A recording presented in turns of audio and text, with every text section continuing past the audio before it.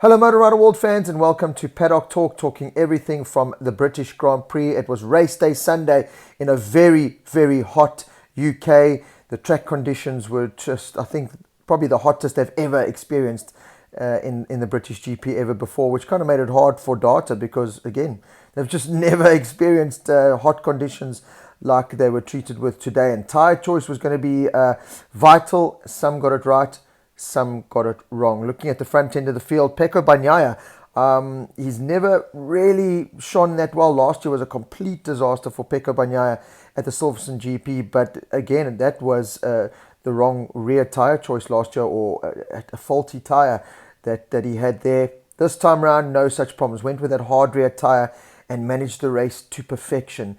Didn't get the start, but just managed himself there. And once he got to the front, controlled it, came under a lot of pressure from Maverick Vinales, who for sure is once again one of the riders of the day there. But Pecco Bagnaia, once Maverick had made that move, Pecco fought back, and then he just pulled the pin, and he pulled out to that almost half a second win over Maverick Vinales. So Pecco Bagnaia, a couple of races ago, we were saying championship over. Certainly when he crashed out at Sachsenring, we were saying championship over there for Pecco Bagnaia. With this result and Fabio further down the field there, Fabio only managing 8th, I think it puts him 40-something, 48 points or 51 points behind in the championship. So he's right in the mix there, is Pecco Bagnaia. So game is on, and they're heading to the Red Bull Ring next. And that is very much Ducati land, and Fabio is going to have to pull something special there because of the fast nature of that track. Although there's a chicane that's been put in one of those long straights this time. So that's going to be a big curveball thrown in the way of all the riders. But a great ride from Pecco Bagnaia on the Ducati. It really was an Italian motorcycle shutout. The top 7 bikes, or top 5 bikes, I should say, were all Italian machines. It was Bagnaia, Maverick Vinales. I said it the whole weekend from Friday. Just looks like a happy Maverick again. Looks so happy in that Aprilia team. Looks confident in himself. And what a brilliant ride that was from Maverick. We know, I was talking to a lot of people in the paddock before the race, and he's going to get a bad start. He's going to struggle with a heavy fuel tank, and then he's going to, he's not really going to do it. Well, he proved a lot of people wrong. Backed his podium up last time out in Assen, had the 5-week break, came back and is looking stronger than ever with a brilliant performance. Really did think he was going to win there. With a couple of laps left, he was a second or so behind, and I said, he's not going to do it. And Sean, my brother, was saying, watch Maverick. And true as nuts, he put in that real good performance, shoved it on the inside of Pecco, just couldn't make it stick. But what a brilliant ride there from Maverick Vinales to finish in second place. And he's looking comfortable, looking more and more comfortable on that Aprilia. And the old Maverick seems to be coming back. That Maverick, again, a happy Maverick is a fast Maverick. So Aprilia doing a great job to keeping that happy Maverick coming to play in the party, the MotoGP party at the moment. So let's see how long they can continue for. But I hope it continues for long, because a Maverick at the front end of the field certainly makes for exciting news and exciting racing. Jack Miller, another great ride there from Jack. Soft front. He's one of the riders that's just able to get the best out of a soft front, hard rear combination. And he made it work again, right in the mix for the podium, kind of half race distance. 10 laps to go. I was thinking, is that soft tyre going to last? Jack pulled it right to the end and finished on the podium once again. So, is big loss for Ducati, big gain for KTM for next year? Just wait and see. But another great ride there from Jack. Such a cool personality. Always finds the time. Every time he saw myself and my brother, it was a, hey, you guys, how you doing? Really, it's just a great personality in the paddock is Jack Miller. So brilliant result there from him. Another contender for Ride of the Day, Enea Bastianini. Halfway through the race, he was behind Brad in 11th or 12th, and slowly crept his way up there. And on the final lap, shoving it on the inside of Jorge Martin, one of the latest of the late breakers in MotoGP. And Bastianini came from miles back, and he put it on the inside, and he picked up 4th place there. So brilliant ride from Bastianini. Another controlled ride there from Bastianini. We actually haven't seen one of those for a long time. So it was great to see Bastianini picking up a little bit of form there again. Jorge Martin, he put on a great charge at the start of the race. You could see different tactics from some riders. The Maverick taking a bit slower, the Pecco attacking kind of middle race. Jorge Martin was one of those riders that kind of just went from the outset, trying to go with the pace, set the pace early, as did Alex Rins. And managed to hold himself and keep himself in that 5th position. There was Jorge Martin. So brilliant ride. Another contender for Rider of the Day has to go out to Miguel Oliveira. Made the right tyre choice, going with a hard rear tyre. Looked like they decided to start off with a medium, made the change late to go on the hard rear tyre, and what a brilliant ride, coming from 13th on the grid to finishing 6th, really beating out a couple of big names, including Brad Binder. And there was a little bit of contact between the two teammates. Speaking to Miguel after the race, and he said, yeah, he just didn't deactivate his launch device enough, and then when he went into the fast flowing section and he went into the right hander, grabbed the front brake, the brakes, the carbon brakes weren't hot enough, so he just wasn't stopping, and he literally said to himself, oh no, Brad, I'm sorry. And then impact came, and he gave Brad quite a shove, and unfortunately Brad lost 5 positions there. But yeah, I remember Brad a couple of years ago taking out Miguel Oliveira in turn 1 at Jerez. Well, it looks like it's a clean slate now for both of the riders, but it was great to see both of them. Just they really are great teammates. Miguel Oliveira is a great rider and a great man as well. Also, always finds the time to greet his fans. Always finds the time to greet myself and my brother. Very accommodating, him and his father. So, great result from Miguel Oliveira. It's been a tough season for him, for KTM. But great to see that he put in a really great ride and up in 6th place there. So brilliant stuff from Oliveira. Another European bike right up in the mix there in 6th place. So top 6 positions there, all from European manufacturers. The first Japanese bike home, Alex Rins in 7th. He went with a medium combination and looked at one stage early on that he was just going to check out of the race. We know the pace that Alex Rins has around Silverstone, but just faded. That medium rear tyre, as a lot of the riders suffered with, just faded by the wayside, and unfortunately he faded down into 7th place. Like I said, the first and the best of the Japanese bikes. Fabio Quartararo just behind him, right up in the mix, did his long lap penalty, lost 2 positions, but was right in the fight. But again, just wrong tyre choice.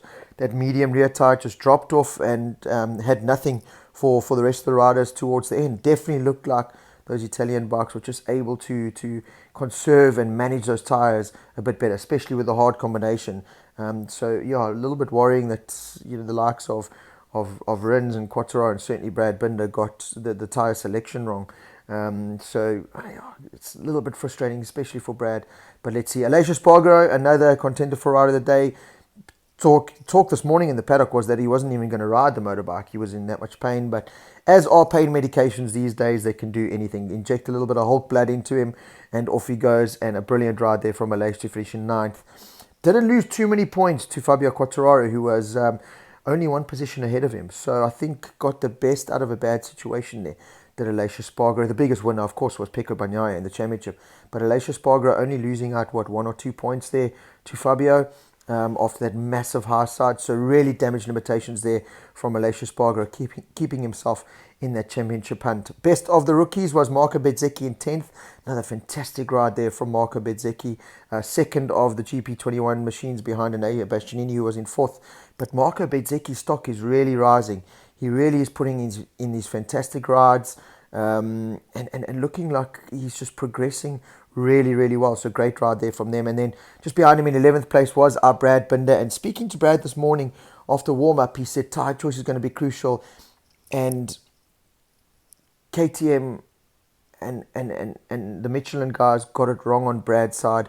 Brad was saying this morning, the hard rear definitely was spinning more, but it wouldn't have the drop off of the medium.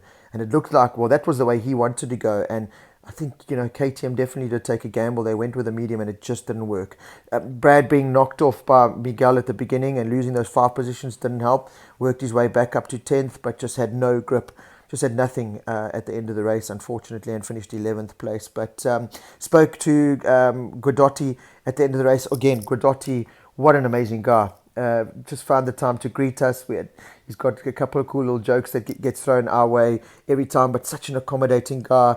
And he just said, we as a team feel terrible because that was a race set up for Brad to do well. When there's a string of riders like that, Brad thrives in that kind of condition where he just picks them off one at a time and gets himself there. And with the right tyre combination, certainly with Miguel finishing up in 6th, no disrespect to Miguel, Brad could have certainly been there or even better going for the podium had he had the right tyre on the bike. So Guidotti, kind of apologising to us as Brad Binder fans and South African fans, saying, we as a team take that on. We made the wrong choice.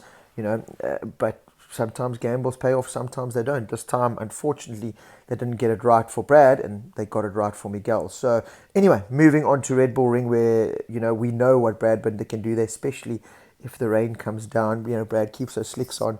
So really excited to get down to Red Bull Ring. This was my first ever British GP experience.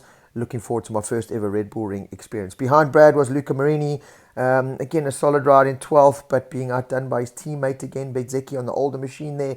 That's got to hurt a little bit. Taka Nakagami, the first of the Hondas, home there in 13th place. Paulo Espargaro just behind him with the problems that he had, so he did well to come up to 14th. But, the pole position, man, from last year. Honda, what are Repsol Honda going to do? This cannot continue. They need Marc Marquez back, but even when Marc Marquez is back, what kind of influence is he going to have? Is he going to be able to improve this bike? How long is it going to take to improve this bike? It's just not working on these Michelin tires. It's similar kind of problem KTM have. Just aren't making it work consistently on these Michelin tires. So let's see. Franco Morbidelli behind them in 15th. Another Franco wanted to come into the second half of the season with a bang.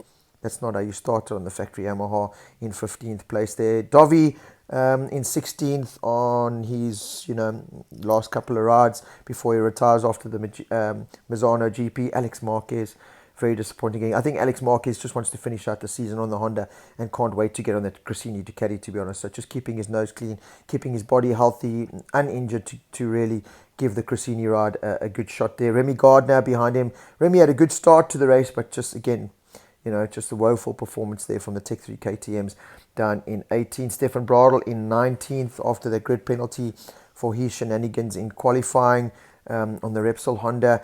Darren Binder in 20th. Darren also just had the same problem, just a medium rear tire drop. Darren was right up in a good battle there for 16th, 17th for the first half of the race, right in the mix. And then just the rear tire drop off just put him down there in 20th place. But it was a good mental challenge for Darren because it was a challenging weekend, a challenging track. He had the couple of crashes. Assen he crashed, Sachsenring he crashed. He really just had to finish this race, and he did so ahead of the man that is going for his ride, Raul Fernandez. Darren Binder once again finishing ahead of Raul Fernandez. And I know there's all this talk that Raul's a superstar and he was brilliant in Moto2, but compare apples for apples again. As MotoGP riders, Darren has been the better rider. So let's see how that whole system plays out. Will Raul Fernandez be a KTM rider getting paid to sit on a couch next year? Darren get the Aprilia ride, the RNF Aprilia ride? Or will Raul Fernandez buy himself out of his KTM contract and come to an agreement there and get himself in there? But again, apples for apples, Darren Binder is the better rider there. And then Fabio Di Antonio bringing up the rear in 22nd place. Not too sure. I think also just tyre problems there for DG because showed a bit better pace than that, certainly last couple of races and over the weekend.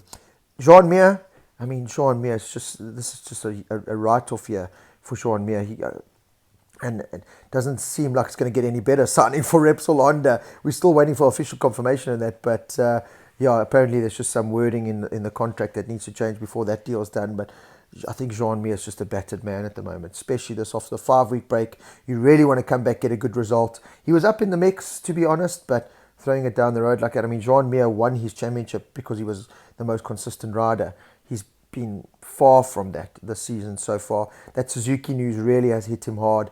Like I said, it doesn't seem like it's getting any better, potentially going to Repsol Honda. And then Johan Zarco, the pole position, man, out front. We were all kind of looking at each other going, right, where are we going to go stand to watch this man? Where are we going to go stand to watch the famous Zarco victory backflip again? Sadly, it wasn't to be with that front end crash, and down he went.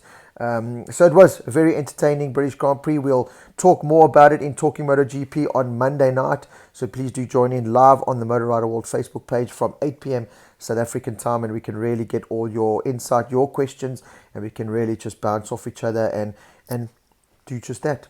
Talk MotoGP.